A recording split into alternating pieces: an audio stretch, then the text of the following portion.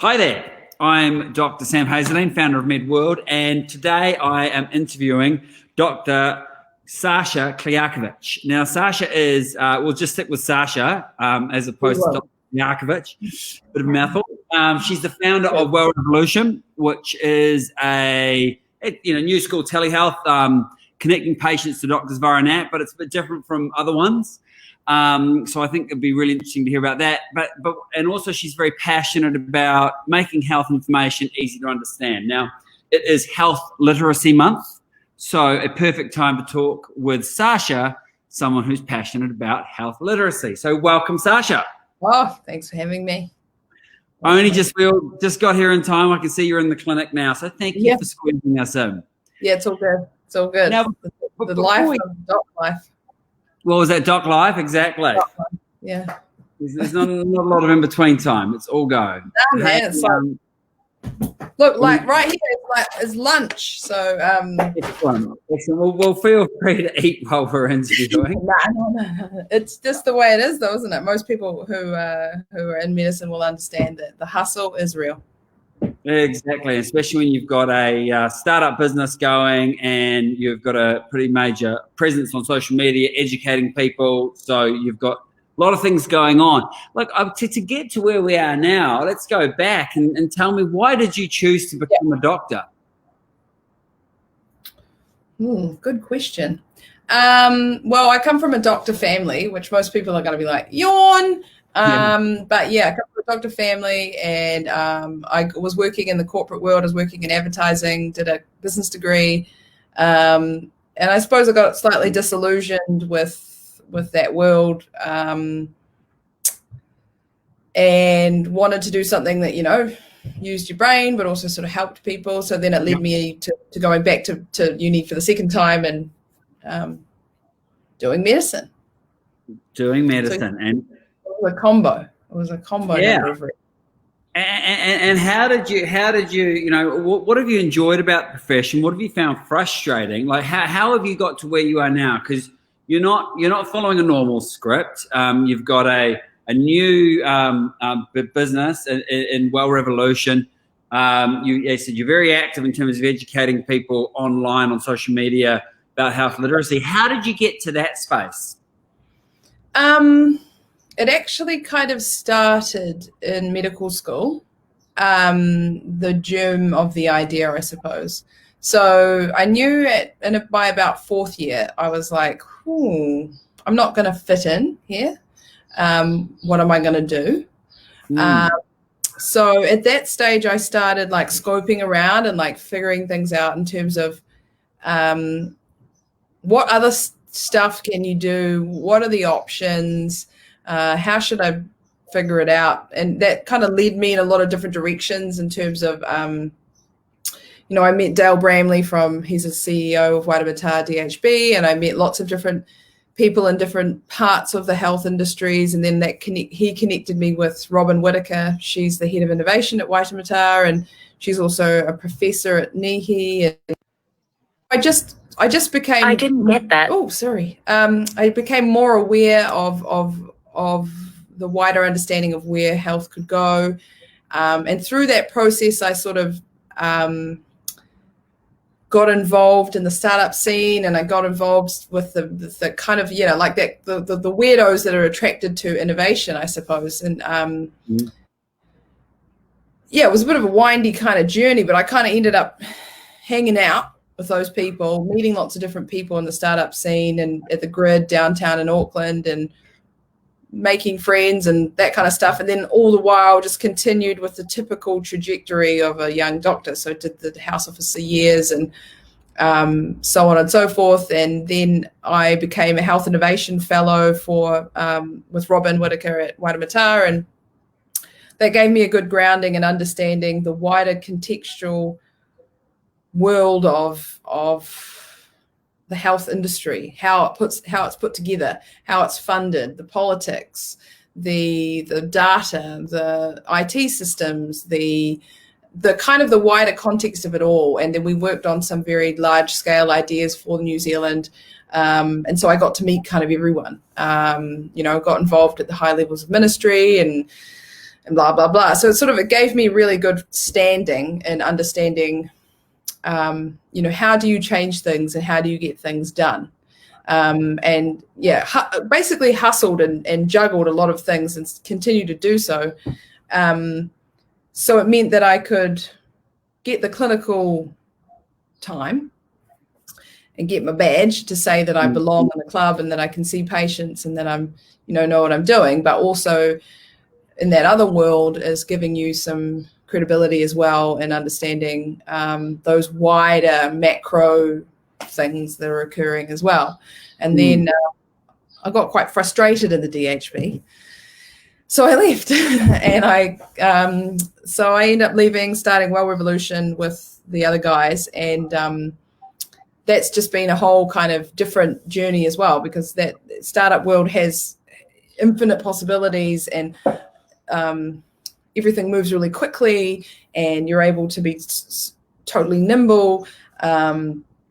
But also, you don't have resource and you have to figure out how to get to revenue and you have to figure out all these other things. So it's a different world. But I think, having done it now, sort of been in that innovation space for actually slightly longer than I've even been a doctor, has meant that, I've learned a lot about this very strange industry of healthcare.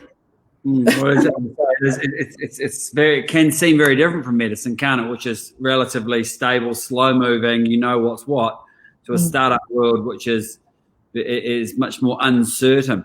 Although something you mentioned about fitting in, and I mean, having known you for a little while, from COVID essentially, as you say, you are nothing if not a bit of a weirdo.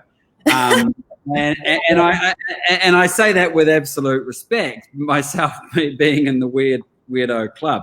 But you mentioned fitting in medicine, and I'm interested to see what do you mean by fitting in? Because there are a lot of doctors, I think, who have that feeling of not fitting in, and I'm just interested to explore that a little bit. What does fitting in medicine mean to you?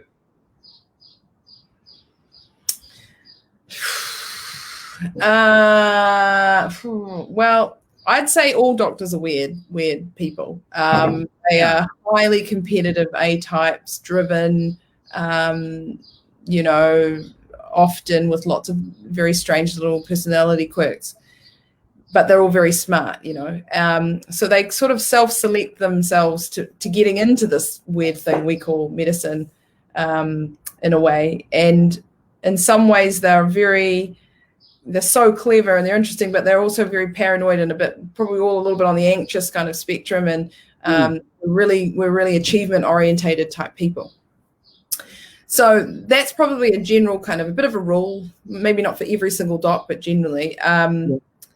But I think the patriarchal, hierarchical, paternalistic structures, that's a lot of large words for you, carry on through the way we practice medicine.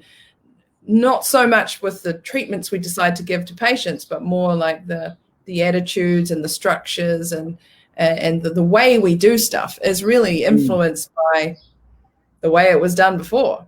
And sometimes the way it was done before is really dumb, and often leaves people out of the club. And it's often highly, there's lots of boys clubs when it comes to certain specialities, or there's certain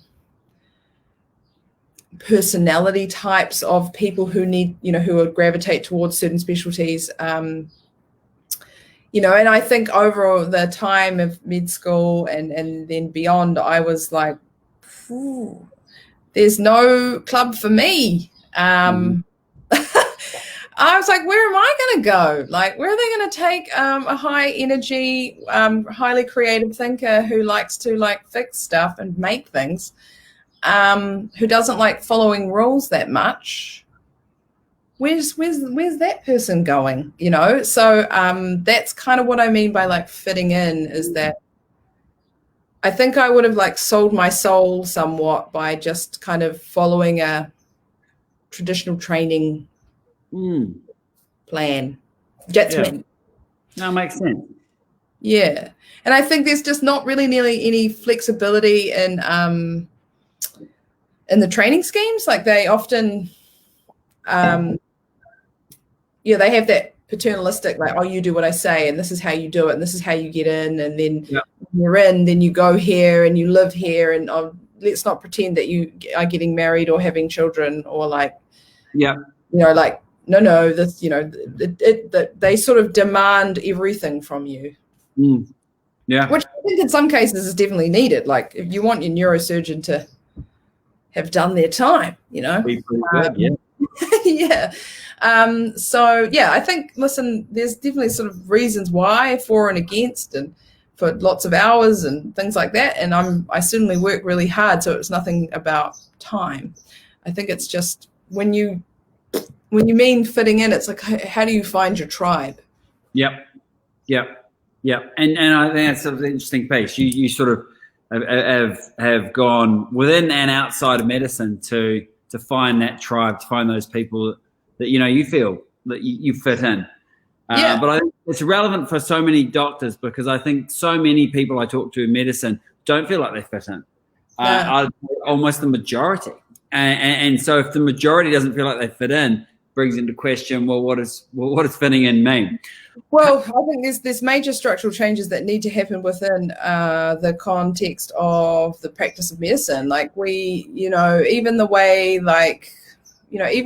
that sometimes I feel like the medical council or other kind of bodies talk to us, it's like, are you here for us, or like, are you on the, like, it feels like they've got this them and us thing, and it doesn't feel like we're necessarily in the picture a lot of the time, or like that a holistic understanding of what a doctor really wants is never really taken into account. It's just like, oh, this is just what we have to do, and this is how we've always done it, so this is what we're going to do next.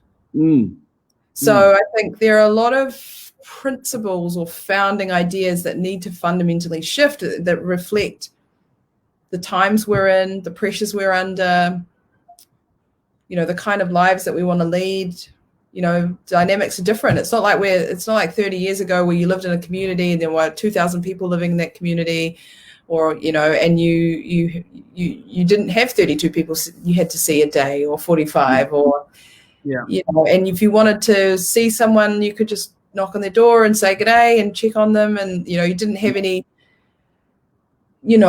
privacy concerns or, confidentiality, because like, you didn't think about that. Then you just wandered over and you told them what to do, and then they did it, and then everyone knew, and it was like a different environment 50, 60 years ago.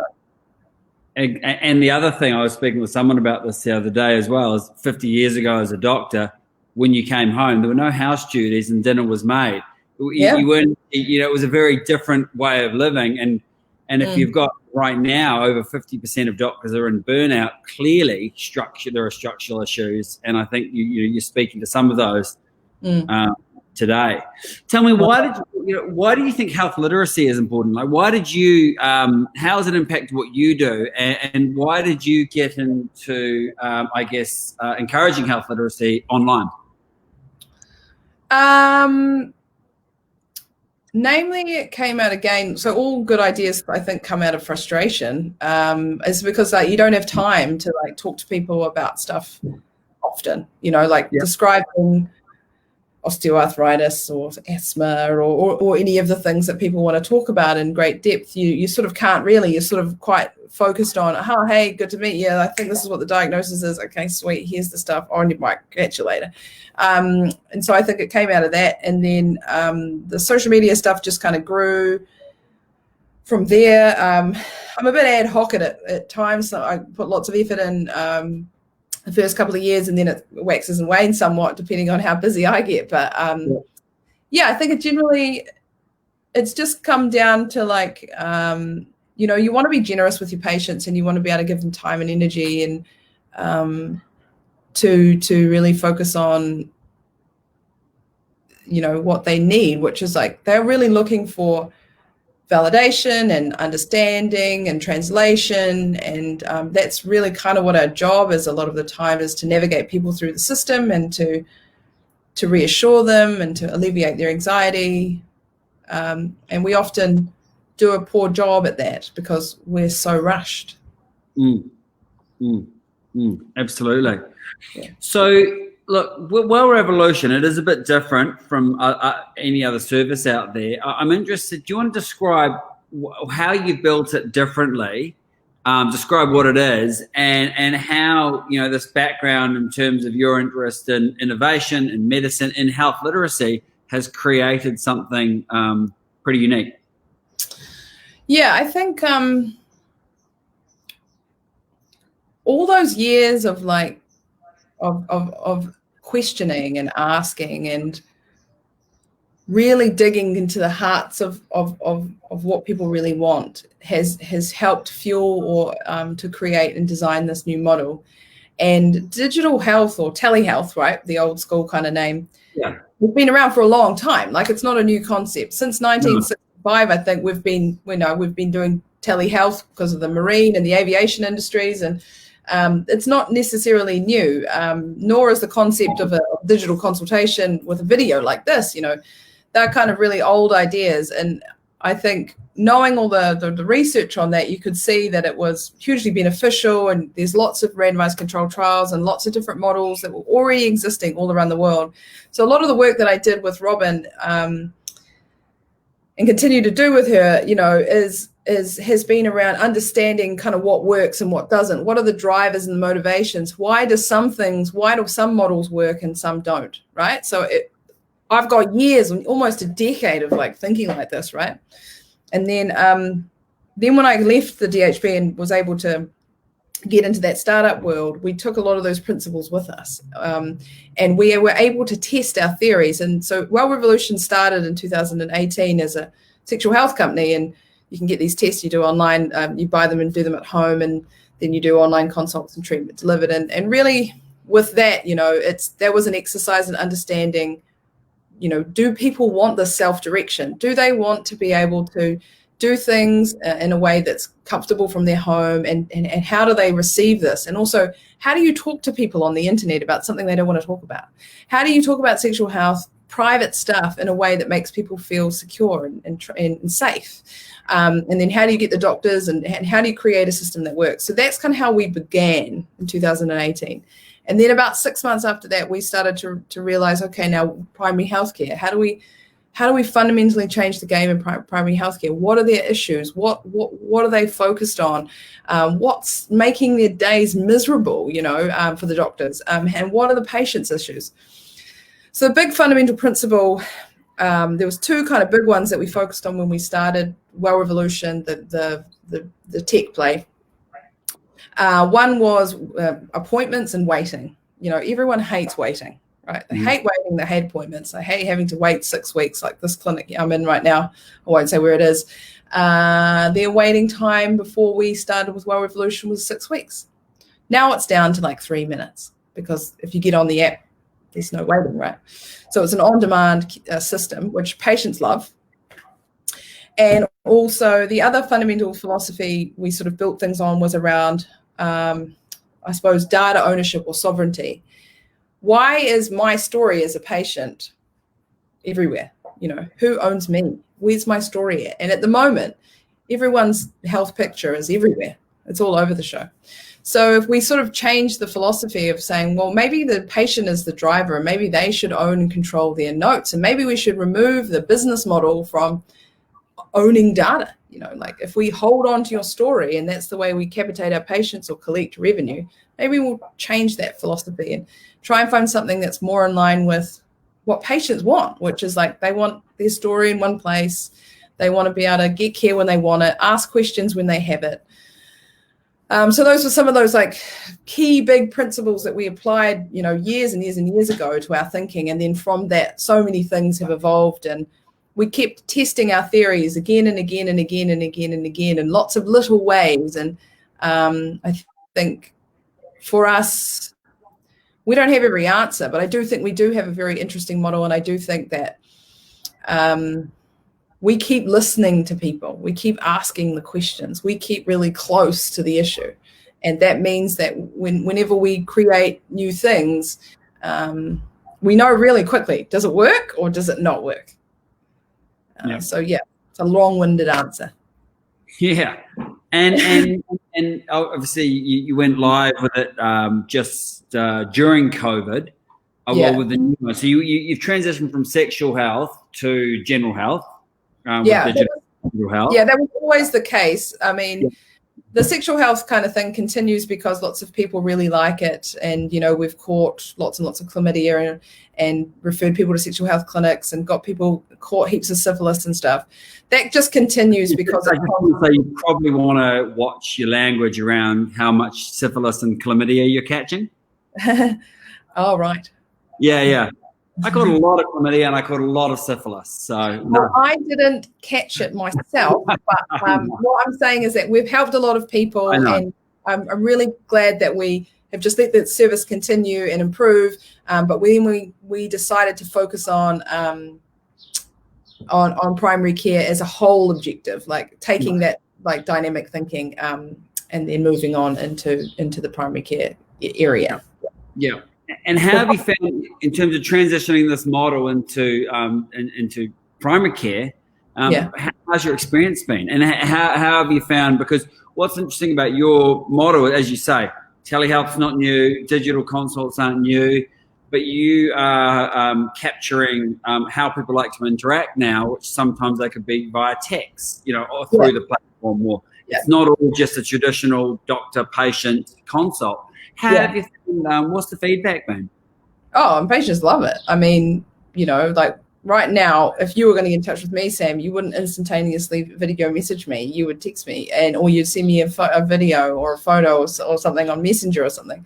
So everyone's really comfortable with messaging-based platforms. And when I say a messaging-based platform, that means any kind of message. So. Yeah.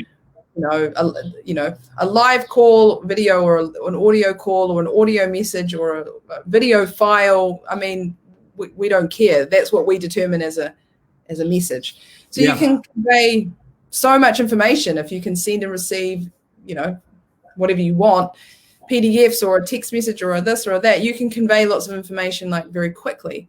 And the asynchronous nature of it means that that concept of like, calling the clinic, like making an appointment, like booking the appointment, like in a slot, it sort of removes that in a way. Like you can get kind of what you need really quickly. Sometimes that may mean you do need to do this kind of like live stuff, but it depends. Like that's the thing, is that, we're learning huge amounts about how people want to interact, and it is very variable. No, I think that's a really interesting one, because as we go back to originally, medicine is moved slowly. And there'd be a lot of doctors who would think you could never do a consult via text or, but that's how people are interacting now. And I think that's what I think is really cool about your platform, is that you, rather than that sort of paternalistic, I'm the doctor and I'm going to tell you how to interact, it's more like a business approach, which is, let's enter the conversation that's already going on in their head. Let's talk with them how they want to be spoken with. And I think that's meet them. Different.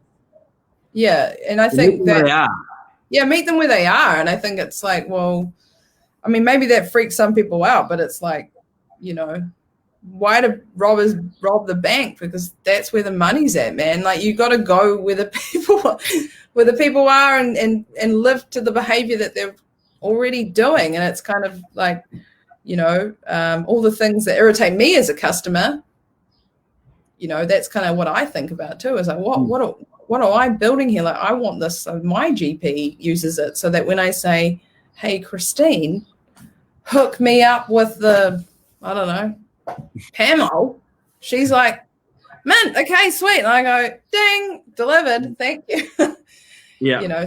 So that's the difference, I think, is that we're bringing our humanity to it, saying, well, I'm scratching my own itch in a way. No, I think that's, I really like that. Look, Sasha, as we talked about, there's some challenges, and a lot of doctors are in burnout. Now, you've got a lot of balls in the air. I'm interested, how do you best manage, or not, work and life and family? I can talk to this, yes. Yeah. it's it's a work in progress for me. I work very hard and I work too much, just flat out. So for me, I think learning to have some boundaries and kind of say no is a new thing, and it's kind of, it goes against my natural tendency to want to like perform or like achieve results. Yeah. So that's still there, but I think in terms of burnout and stuff, yeah, it's definitely like a work in progress. I mean, I'm pretty open. Like, I definitely have told people on social media, like I have my lady that I talk to like once a week. I do my self-care stuff. You know, I'm getting better at like catching up with my GP. You know, and so I'm not exactly like living the perfect balanced life. Yeah. But, you know, like I'm prioritizing sleep, and I'm learning to try and like not work at the weekends and stuff. It's getting there. It's getting there. It's not there yet. Yeah. I don't think there are many doctors who would say I'm there. I think for a lot of us, it's a constant work in progress. And, you know, my experience with burnout was it's so hard to know it in yourself that, you know, we should almost assume we have it and act as such. Yeah. I mean, I've definitely burnt out. Like I can think of a few times. Like one time I was actually in medical school, and I was just sort of gassing it all too hard. And then, so that was probably a really good learning. And then, you know, I'd say this year I've had a lot of moments where I'm like, oh, I'm right near the edge there. But at least I'm more aware of those triggers and signs. And yeah, I mean, this year's been very challenging for a lot of medical professionals because it's just been gnarly, you know. Yeah, especially in primary health and primary care. Yeah, and I've been working in ED too, you know, from time to time, and you know, it's just really weird, you know, because you all the sort of the uncertainty of it all, and then the changing of the testing requirements and what the case definition was. It was literally a sort of a daily like, hello, I'm here, and now what am I doing? What's today's thing? And it's happening all the time. I think obviously keeping abreast of President Trump's good ideas as well. That's been a critical part of this year. He's just invaluable with his ideas and frames of reference, you know, and understanding of like all the medical drugs out there. Who needs WebMD, man, when you've got Trump? Exactly. Exactly. But yes, what a challenge. I mean, I think, as you say, whether you're primary healthcare, whether you're in the tertiary hospitals, whether you're in, you know, even for us with staffing, it's been, you know, the changes and that mobilization of staff with border closures, like everyone who's in it has been impacted, you know, one way or the other. Yeah. And I think it's just been paradoxical. You know, across everything, the property market's going crazy right now. And like, you're like, what? And then, you know, like, and when we had COVID, I had friends that were like, I can't buy groceries, I've got no money. And I was like, what? You know, we're in a pandemic. Like, huh? You know, so you have all these paradoxical things occurring, and, you know, anxiety levels of everyone is high. I don't think I've ever scripted as much lorazepam in a year that I have this year. Yeah, right. You know, people are they're just really uncertain. And I think, you know, life is always uncertain, but maybe that uncertainty has been brought to light more this year than ever before. I don't know. Yeah, you're right. The paradoxical part of it's the bit that's been hard to predict, isn't it? You know, when we COVID, we go into lockdown. We'd partnered with, you know, helping out the Ministry of Health to mobilise vast numbers of doctors and nurses, and we locked down so hard that no one was needed. And in fact, you know, there was no elective going on, and primary healthcare got gutted. We didn't see that coming. We thought it was going to be the opposite. I know, it was so strange. And it was, you know, like we were so, if we didn't have those primary healthcare top-ups effectively, I knew of quite a few GP practices that closed down permanently, but, you know, I mean, it just goes to show that, you know, these business models here, these traditional business models, they run thin on the ground, you know, like there's not a lot of margin in it for them to have a buffer to weather storms. And that's concerning, considering we have this, you know, what is, you know, kind of a small business type primary health care led system. So yeah, it's just interesting times, and I think it will take us a long time to untangle what's happened, and we're still in it. So maybe who knows how much longer? Is it a year? Is it 2 more years? Like, the answer is that as we realised, we don't know. So we don't know unless you're Trump. But yeah, no, we don't know. I don't know. So. Yeah, and I think that's, you know, whatever you're in with medicine, the key is, you know, I think, you know, the unexpected happen, and I think that's the key now, is to go, okay, knowing that I don't know what's going to come, am I ready for, or how can I be best ready for it? Yeah, and I think though the self-care stuff and the awareness of your of you and kind of where you're at, I think is really important. And I think that doctors, we've always had this incredibly stoic, you know, I come from a doctor family, incredibly stoic, like, oh, just get on with it, just keep going, kind of attitude doesn't really kind of help, because you can't kind of honor your emotions or honor your feelings if you're continually just repressing them and kind of pushing them to the side. So I think we need to get really real about health professionals. Like, we have super high suicide rates, we have super high addiction rates, we have super high mental health across the board, you know, and the demand is huge. I mean, as my dad says this all the time, like, we kneel at the foot of the mountain of need. I just need. It's just right in front of us all the time. And you know, that's our reality. And unless we're kind of good, if we're strong and stable in ourselves, and we're doing our daily cares, and we're looking after ourselves, and our families are okay, then we can deal with that. We can go, yeah, man, I'm full power. Yeah, that's what we're here for. Exactly. But if you can't full power that stuff, you're just like, oh my God, I'm drowning from this need. Yeah. Well said. So look, if you could, I guess, if you had to summarize it, if you could go back and speak to your 18-year-old self and give yourself what would you say are the 3 most important things that would help young Sasha navigate this incredibly challenging profession? Keep following your instincts, even when everyone thinks you're a bit crazy. 2, chill out. If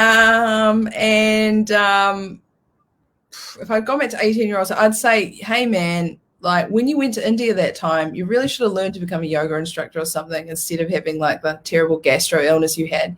But like I would have taught myself some kind of like yoga or something, so that I'd be like, okay, I really need a restorative pose right now.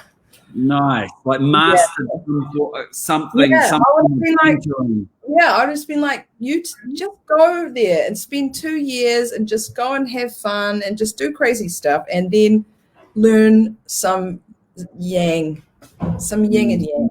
Yeah, well, there's a lot of yang in medicine, isn't there? Heck, not a lot of yang. Yeah, get the yang. A lot of yang. Which one is it? There's a lot of yang, not a lot of yin. I don't know. I didn't spend a lot of time.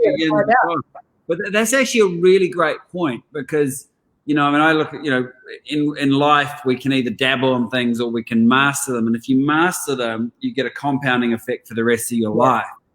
And so picking something, whatever it is, whether it's meditation, whether it's yoga, whatever it is, but whatever, mastering an area to help with that centeredness, I think that's a really good point in medicine, you know, how important that would be. I've dabbled with meditation for years, but it's only in the last 6 months that I've made it a real daily practice. And for the first 3 months, nothing. And then all of a sudden you start noticing days of feeling peaceful and joyful. And then you keep going and you get more and more of them. And I'm like, this is like magic. But it's not like a immediate, you know, it's the delayed gratification. But I think that's a really good point. find something and master something that's going to actually help you with that centered peace side of it, because the other stuff we've got in droves. Yeah. I think, we definitely, I saw something, I think it was on Facebook yesterday. It was one of those doctor groups chatting away or something. They were talking about the suicide rate. And I think, not only structurally have we got it all backwards, shortening times, pumping up the volume, blah, blah, blah, blah, blah. I think we also, the way we're sort of selecting people, as well as the way we foster them through medical school. And I know there's more emphasis on communication and self-care and stuff, but it is still really hyper competitive. And I don't know how you change that culture, but I think there really needs to be a big cultural shift, because we still value those stoic principles, internally, like, the people that you think of as a good doctor, or, as a successful doctor. I think that's different. What a patient thinks a good doctor is versus what a doctor thinks a good doctor is are like vastly different things. I agree. And I think a big part of that is actually just starting to identify those biases within ourselves. It's not saying we're not going to have them, but if we start to actually identify them and then kind of shine the light on them. So, for example, if you notice, someone's job sharing, and you kind of you just notice that you're going, oh, I'm thinking that person's lazy. Well, I don't actually think that. But, pardon me? That person's smart. That's what that person is. Thinking that, but if I'm, you're just starting to identify those biases to go, well, I mean, that's how you change a culture, isn't it? You start to identify that thinking that maybe is unsaid and just needs to have the light shone on it. Yeah, and I think we need some leaders to stand up and to say, to be, I really think we need people just to be authentic. And if we all shone through with our authenticity, I think that's the one thing I really got from coming out. When Taryn said to me, if you want to be with me, you need to be like out of the closet. And I was like, okay. And then she really meant it, because then like a year later, we were on the front page of the Herald, and I was like, babe, that's like a bit further than I thought you might go. I'm cool coming out of the closet, but I want to stay in the same room as the closet. I was like, hey, I'm cool. I went, and then she's like, no, we're out. I was like, okay, fine. So that part there was really freaky, because I'll tell you a real quick story. Yeah. So Taryn says to me one day, this was around the era of when the Marriage Equality Act was coming out, and we were actually we're friends with Louisa Wall, and we were like, yeah, this is awesome. And then Taryn's in the music industry and knows all the media. So they got in touch with her, and they were like, we just want to run a little story about the Marriage Equality Act. Would you do a little interview? She's like, sure. Blah, blah, blah. Loves a chat. Chat. And then she says to me later, listen, just to let you know that they've asked for a photo, and it's probably going to be on like page 6. It's going to be really little. It's not a big deal. And I was like, that's cool. Anyway, I'm going to Medworld Hospital. I'm doing my surgical run, and I'm like, yeah, man, I look good. Everything's good. And I'm like, sweet, it's 7 o'clock in the morning. And I'm like, okay, I was on Mr. Pool's team. If anyone knows Mr. Pool, they'll be like, you gotta be there, you gotta arrive, together. Mr. Pool's not one you muck around with. I know the type. Yeah. So I was like, sweet, okay, cool. I was ready to go. I was okay. I'm crossing from the car park. You got to go over this little footbridge, over the railway lines, down the other side, walk across the zebra crossing, walk through the thing, and there's like double doors, and there's like a little cafe that they do like little coffees and stuff. Yeah. I was like, dude, it was a great day, amazing. And then I was like, the doors open, and there was a newsstand, and it was my face and Taryn's face. And I was like, oh my God. At that stage, nobody knew. Right. One, that I was going out with Taryn, or two, that I was engaged to her. So I was like, I don't want to swear, but I was like, oh shit. And so I had to walk from there all the way down to the handover room, which was maybe another 5 minutes walk. So I had 5 minutes to rush to the handover room and get myself there, knowing that every single person would have seen that particular newspaper. So I was like, here we go. And so at that moment, I just was like, damn it, I'm just going to have to be myself. I'm just going to be totally authentic. And so from that moment forth, I just was always honest. I just told people, you know, my life and what was going on for me. And actually, one, it didn't matter, but two, it transformed my experience of medicine, because before I was scared, you know, I was like, oh shit, can I really be my weirdo self? And the answer is yes, you can. Yeah. And what was the reaction from other people when you just turn up and be yourself, be authentic? I'd say maybe 1 out of 100 people was like, she's just weird. But the rest of them, they think they kind of enjoy the weirdness. Isn't that funny that, you know, we all have things that we'd rather people didn't see, but probably we're better if we were just with the people we respect, the people who are courageous about the things we know that they wouldn't necessarily want you to see. And actually, you don't judge that, you respect that, don't you? Yeah. And I think the vulnerability of just being yourself makes you a better doctor. Yeah. Well, look, I think that I agree with you in medicine. Like if 1 in 2 doctors is in burnout, we certainly don't see that because we all have a very good professional facade.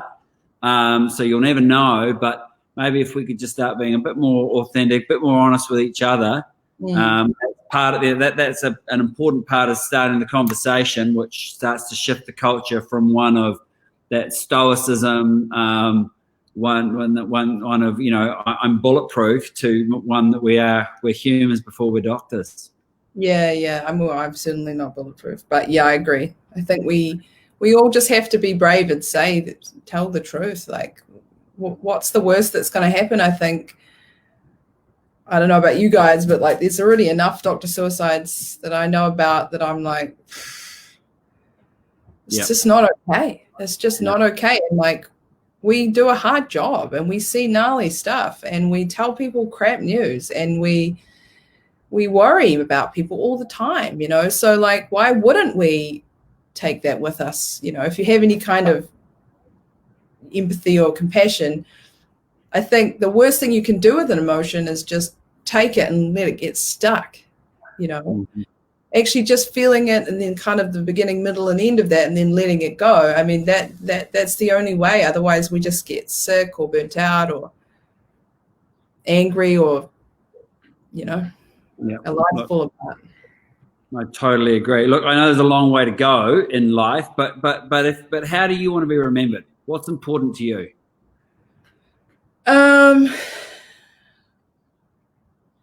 Family's probably my most important thing. So how I want to be remembered, I think I would be with my family, thinking that, you know, I was there for them. You know, I showed up and I listened and I saw them and I heard them and I really honored who they were. So I suppose that would be probably the most desired thing to be remembered by. Yeah. I like that. I like that a lot. Well, look, Sasha, this has been really, I mean, we've explored a lot of different things. Health literacy didn't actually get a lot of talk in there. So apologies. Well, we need to improve it. We need to improve it as a general rule, you know? Yep, good. Okay, we're done. We've ticked that off for Health Literacy Month. But look, I really enjoyed this.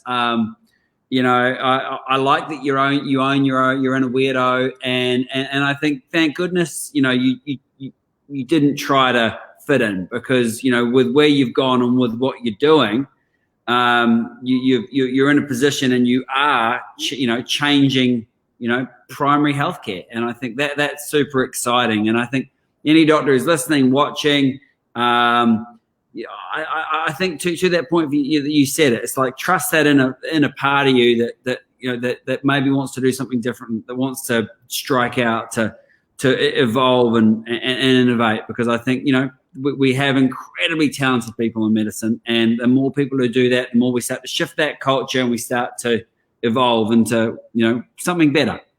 Yeah, totally, 100%. Awesome. Was there any final things you'd like to say? No, man, I just think, if anyone's struggling, wants to reach out, you can get me on socials and just say g'day. What are your socials? Oh, just Dr. Sash. DOCTOR, Sash. SASH. Yeah, that would be it. And just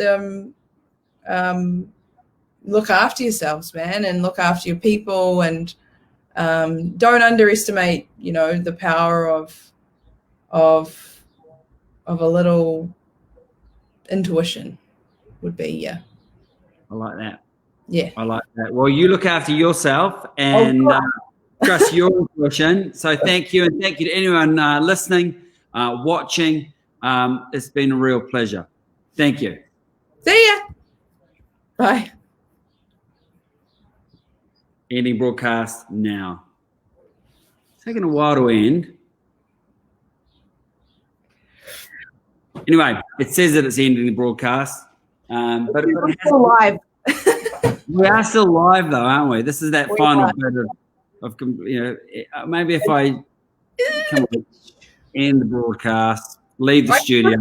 I could just close it. I could just go.